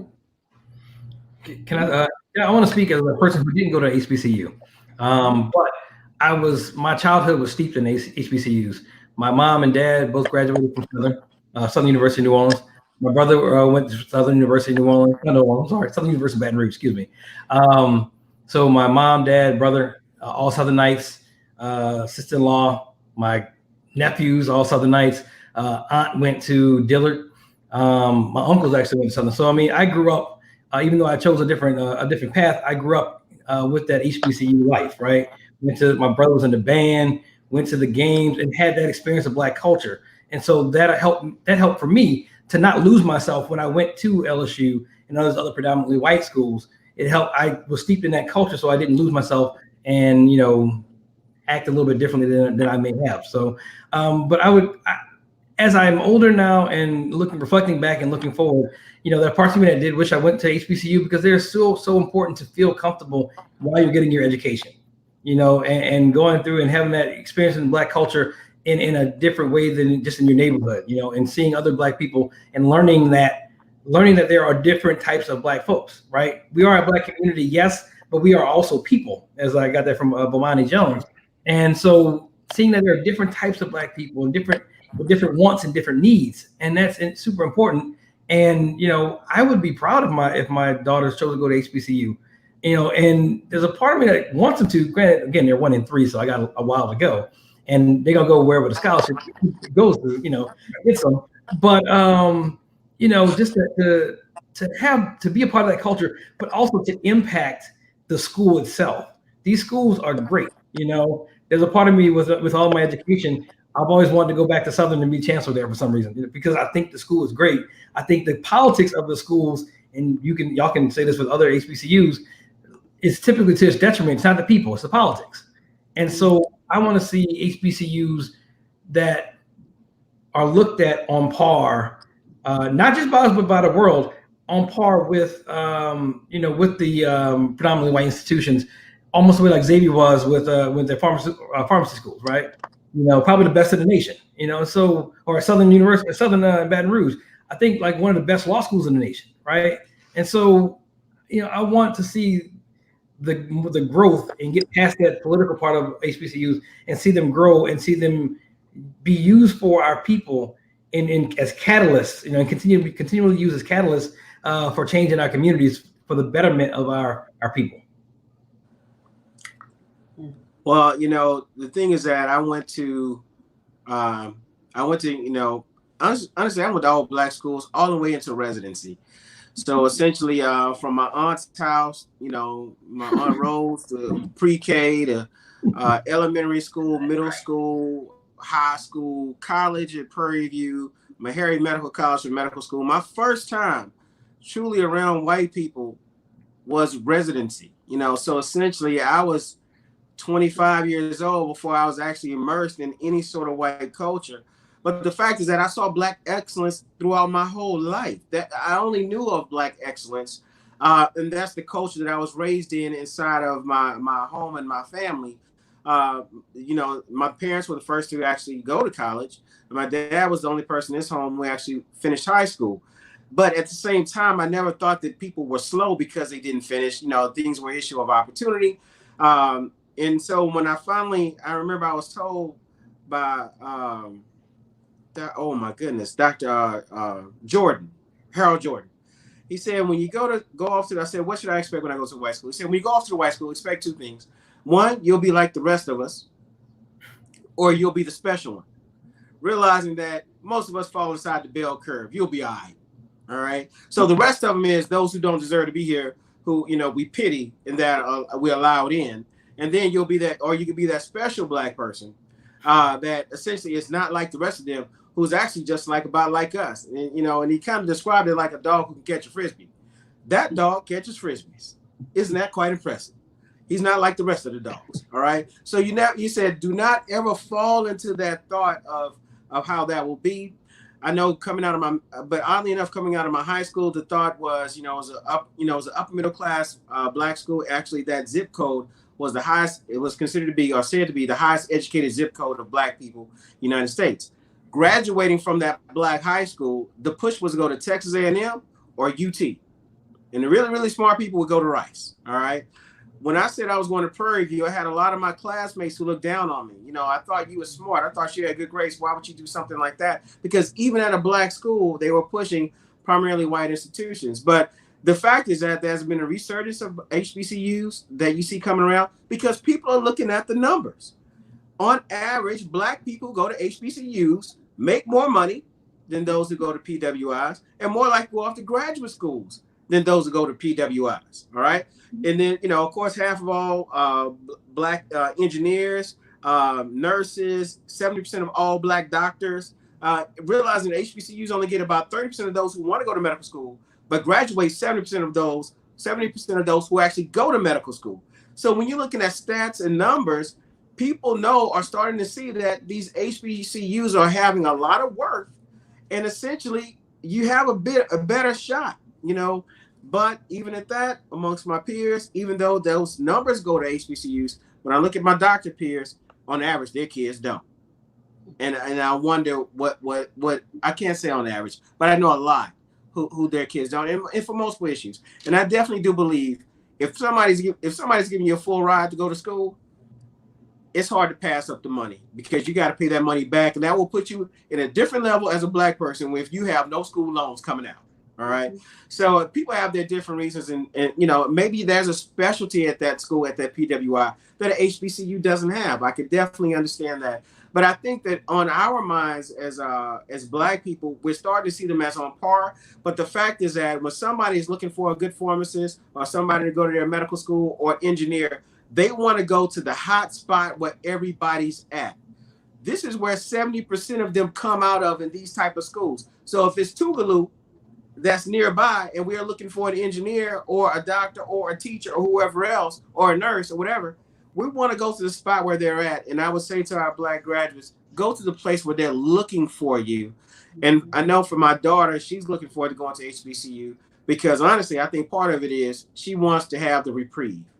I want to go to Respite University, where I could just be myself and learn and be educated, and not have to deal with the next tweet that somebody sends out, or the message to the whole band calling everybody the N-word, or somebody sends out a banana and with people at a march. I can just go and be myself and just be educated and enjoy my Blackness. And I'll get back to the rest of the world in 4 years. Yeah. Well, I can tell obviously HBCUs are dear to my heart. They've been since I was a kid. When I was a kid growing up in Dallas, I used to go to the Prairie View Grambling game, which was the game that opened up the state fair the first weekend in October, to open up the state fair. And that's when I first was really exposed to, that Black college environment outside of what I saw on TV and, of course, the movies. And I knew that I was going to go to an HBCU. So I ended up at Xavier. The irony, no football team there, but I still had all the Blackness that was there. And I loved it because of the dialogue and the conversations I was able to have with people such as Dr. Boyd and all other type of people that I was able to meet. But it also made me step up my game. It made me step up my game being around brothers and sisters who were talking about how they were going to go rule the world, and they were going to go do this and they were going to go do that. And that was regular conversation. And constantly they would ask you, what do you plan on doing? And if you didn't have an answer, you had to think about it that night. Like, all right, what am I going to do? What do I want to be? And it was this constant pounding. We know I pledged Alpha, but the part about my pledging the Alpha, which was unique, the line that pledged me that came before me, it was 10 of them, 9 of them medical doctors, and 1 of them a PhD. So that was the kind of environment that was at Xavier. If I would have asked someone at a PWI, white male, can you name me 9 Black doctors and a PhD? They couldn't give it to me. I could say it's the group that pledged me. That one was walking around Xavier's campus, just in that little small circle. So then I left there, and it was time for me to choose a law school. And I had even Black folks tell me, you don't need to go to a Black HBCU to get your law school, because that's going to be 2 Black degrees. And you're not going to be able to do nothing. You're not going to be able to make money. You're not going to be able to do nothing because you had 2 Black degrees. And I'm thinking to myself, all right, bet, I'm going. The fact that they said that made me say, I'm going to Southern University Law Center, because I never did believe that purely the school itself determines your destiny. Because To me, I said, there's something that God has lit in me and that he wants me to do and wants me to accomplish. That it doesn't matter where I go, I'm going to do the thing. I just need the opportunity. So I never believed, as far as my personal self, that I needed whatever name of the institution for it to be able to happen. It was more about the networking and the environment that I was going to be in, because I felt like myself just building energy and allies and friends at that. So next thing you know, I finished from Southern Law School, and they said, well, you're not going to be able to go get a job. You can't get on a law firm. Well, next thing you know, I did a judicial clerkship for one of my fraternity brothers who was a judge. Built that connection through Xavier and Southern. Then from there, I got hired at a predominantly white law firm. From there, I made partner in 6 years, which was the quickest they ever had a partner make. And from there, I used that platform to say, we're going to put some of these dollars from our law school, they're going to go into, from our law firm, and they're going to go into some Black initiatives and causes, which touch on what Brother Haynes has said earlier, is that it's not just about being there, but you got to be conscious while you're there. Because here's the deep secret that we all know. Just because you at a Black college don't mean you conscious. It doesn't. You got a lot of Black folks that are there that are not conscious at all. They don't care anything about the Black agenda. But there are a lot that do. But we need to be everywhere. We need to be at PWIs. We need to be at HBCUs. We need to be at technical colleges. We need to be at barber colleges, everywhere. Because why? We are being disenfranchised in every sector. So we need to be there. But if we're there, we need to be conscious when we're there. We can't just hold a spot. We have to be conscious. We have to associate, with ourselves. And now I'm proud to be able to serve as one of the universities that I'm over is Grambling State University. So I get a chance to go to their graduations as a board member and see the happiness that those families have watching their kid graduate, first generation college student. And when they're playing that alma mater and when they're thinking about what Grambling has done for them, when somebody else would not have taken them, and they took them and they dusted them off and sent them on their way, that is something special. See, we don't have to talk about, are we going to put resources around Black kids at Black schools? The resources are going to be there. At Xavier, you get there, they'll test you. And if your grades, if your testing wasn't that good, they put you in some courses to try to build you up, because ultimately they wanted you to graduate and be empowered and to leave there and to know about serving your people. That's another thing about an HBCU that you get. We were taught at Xavier, you got to serve your community. That wasn't an option. You served your community. That was as much curriculum as math, as English, anything was talking about. You have a duty to serve, being a Black person on this earth. You have a duty to lift and pull people forward you. That is part of your obligation. That is part of your rent that you're paying to be on this earth. That's what we owe our ancestors who walked the hallways of Prairie View, at Xavier, of Southern, at Suno, at Grambling, at Howard, at Morris Brown, at FAMU. We owe them the payback of bringing others with us in service. So yeah, it's more work. Yeah, maybe some of our white brothers and sisters don't have to do it, but that is the payment that we have to make, and making sure that, yeah, I got all my degrees and that's all great, and my money may be straight and my change ain't strange, but if I still got brothers and sisters who are not good, I still got work to do, and we all have work to do. And the thing that joins us is that we have generations to make up for it. But the good thing is that God has blessed us with the talent, the spirit, the desire, and the HBCU institutions to get the work done. We just have to make sure that we give back to our HBCUs, and not just give back with our money. They do need the money, but give back with our children. Send your child there. They may not go to your alma mater. I don't know if my daughter's going to go to Xavier, but I've already taken her on a college tour to Spelman. She's already been to one. She was in the 7th grade. I said, why you take her so young? Because I want her to start knowing off top, what are the requirements? What do you need? And like Dr. Haynes said, talk about scholarships. Well, I want to get her in a situation where she knows what she needs to do to get the scholarships to a Xavier, to a Howard, to a Hampton, to a Bethune-Cookman, wherever the college may be, to where HBCUs are not a second tier thought, but a first thought in processing of where do I want to go to better my future?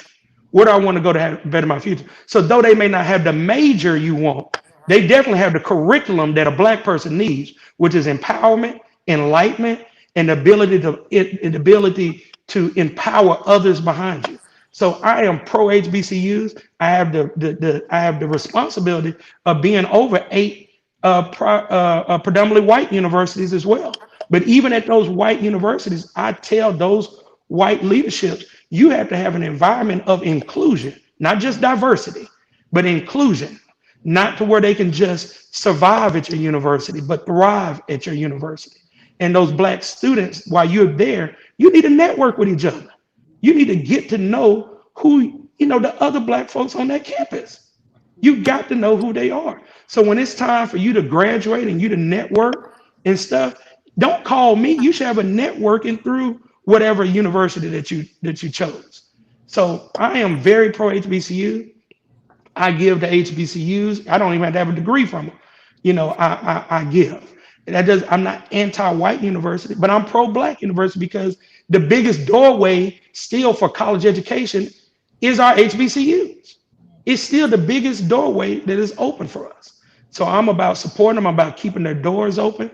I'm about making sure to hold them accountable, which deal with some of the politics that you mentioned earlier, Dr. Haynes. There are politics, but some of the history of why they don't. And Tuskegee, yes, you're right, and Tuskegee University.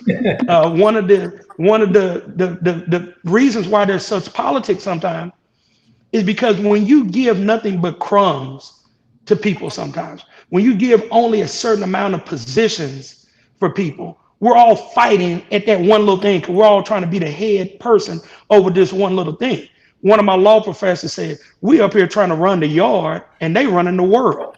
We up here worried about the yard and they running the world. So when we start having a bigger mindset of saying, hey, yeah, it's great we want to have our HBCUs and have leadership there, but we need to have leadership at some of these predominantly white institutions. We need to have Black people serving on those boards and not wait until a racial issue happens and say, racial issue happened, we need to get a Black person. Oh, Papa John issue, we need Shaq. No, we should be strategically trying to place brothers and sisters on those boards of trustees from the jump, because they can ask the important questions and say, give me a list of your hierarchy. I want to see your leadership hierarchy at your university and send me pictures with it. And the pictures will speak 1,000 words as to where that university is going and whether those African-American students feel that they can bring concerns up. So we have to be everywhere. We have to be in our HBCUs. We have to be at our predominantly white universities. We have to be in our families. We have to be in our churches. We have to be in our communities. But guess what? We can actually do it, but we can't get distracted. How do we keep the momentum going? We can't get distracted. We can't believe that it's not there. As I said, the greatest trick the devil made was what? Us believing that he's not there. So if we can understand that it's still a battle there without having an enemy directly in your face calling you out of your name, then we'll keep the fight going. Amen. Right. Wow. Amen. I want to say, wow. Me too. I want to take off my shoe and throw it through the screen at Alejandro. Okay. What a message. What a message. Gentlemen, I just want to go around one more time.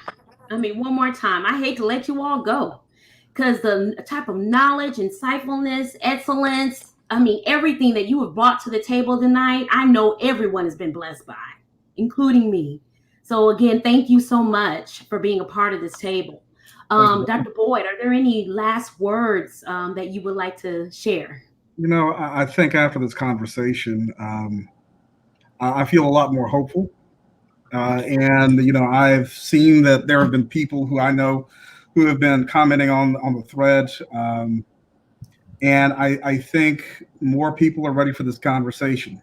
I think some people, not all, are starting to understand our destinies are intertwined, right?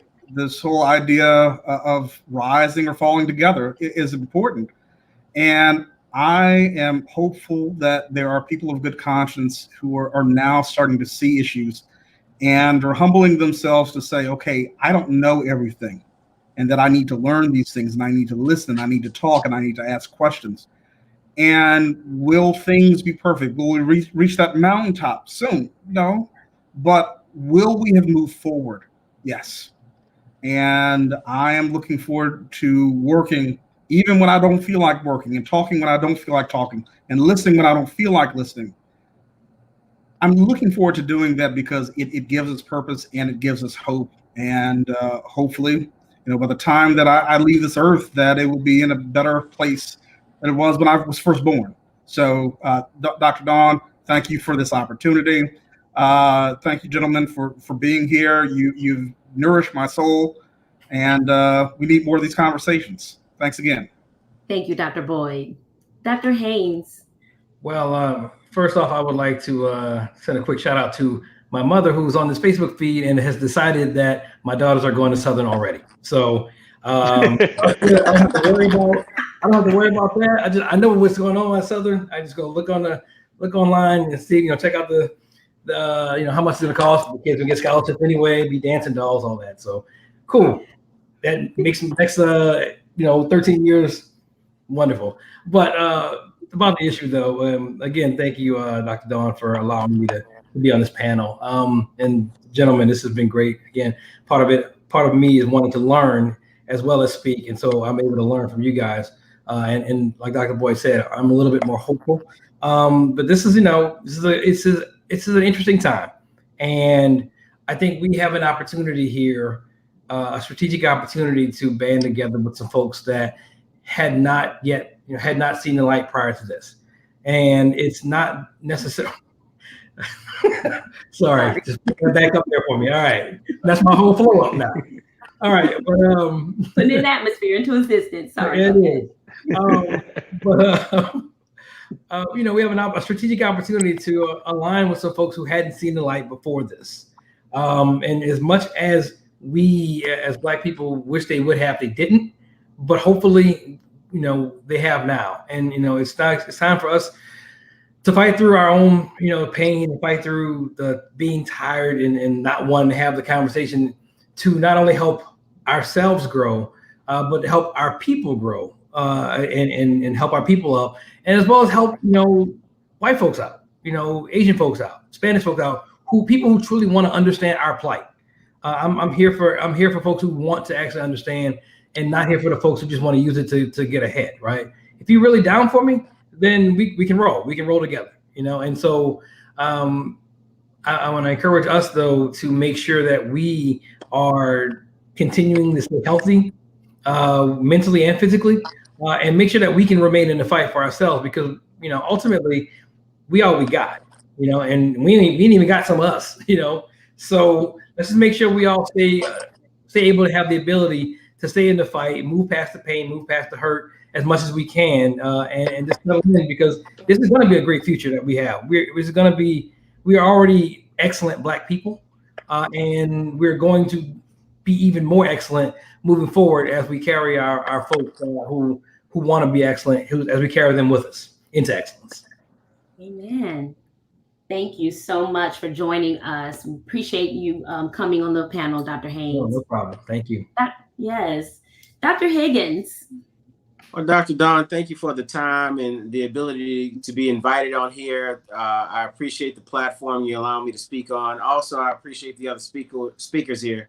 As well, it's good to hear what other people are doing and what other people are saying, and learn from my peers who are excellent in their own ways and disciplines.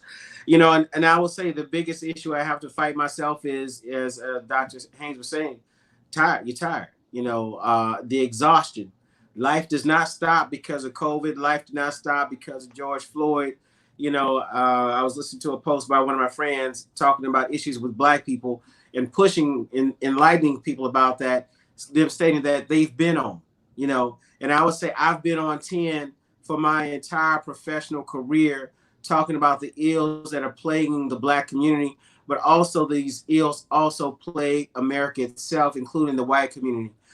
Realizing that a lot of Americans are hurting, a lot of Americans are not able to hit the American dream. And the distraction that, the distraction is, it's a Black people problem.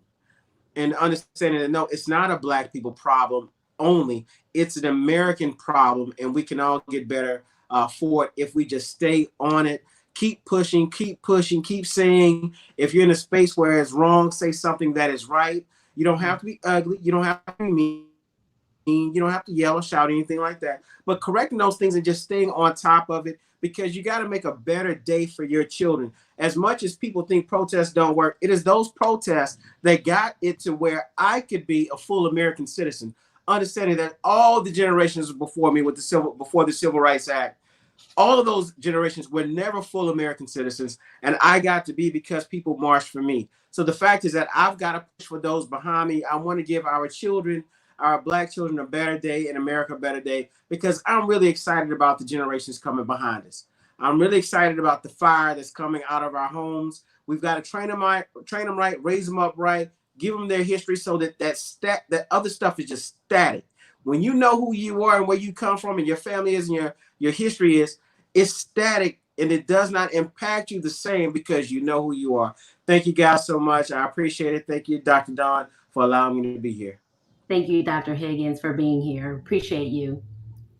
Dr. Perkins. Dr. Dawn, first of all, thank you so much for assembling this panel of such dynamic people this evening on a Sunday evening as we get into the Father's Day season. It's a perfect conversation. So I thank you for assembling us. And gentlemen, I thank you guys for just learning. I feel like I ought to be able to turn in some continuing education credits for this because I've learned a lot here, and it's enriched my soul, personally. And the conversation that we're having is such an important one, because what happens sometimes we're all in our own little silos and our own little life. And when we have these kind of conversations, we realize, man, we are going through the same thing, whether it be in Texas or in St. Louis or wherever, as far as dealing with our children, as far as how to teach them and what the things that they're going through and all these things. So if something can systemically impact them negatively, I also believe that we can create something systemically that can impact them positively.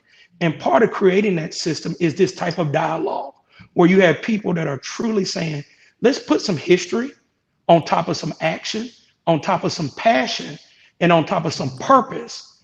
And now we can get stuff moving. And you creating this venue to where we can have this and touch people with this information and inspire ourselves to go and replicate these type of conversations is empowering. It can impact generations, in fact, what we're doing. It may not necessarily be written in a history book, this conversation, but it'll be written in the history of the lives of our families that we are helping to kick down some doors and to get really rid of those ceilings that may be being in place for our children. We owe that as fathers. When we're looked at as Black men, a lot of times we are always taught to be protectors, right? And so sometimes we think about protection, we think about it from a physical standpoint. We think about protecting you from somebody trying to hurt you violently.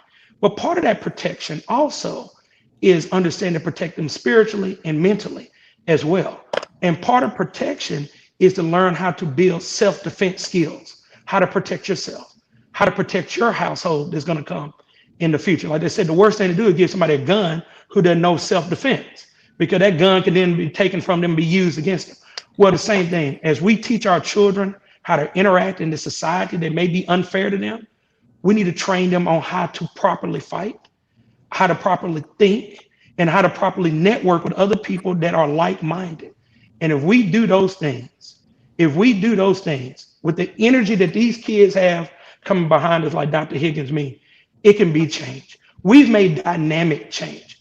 But the reason why the change doesn't seem so large, because that's what kind of deficit we were in. We were in that type of a deficit.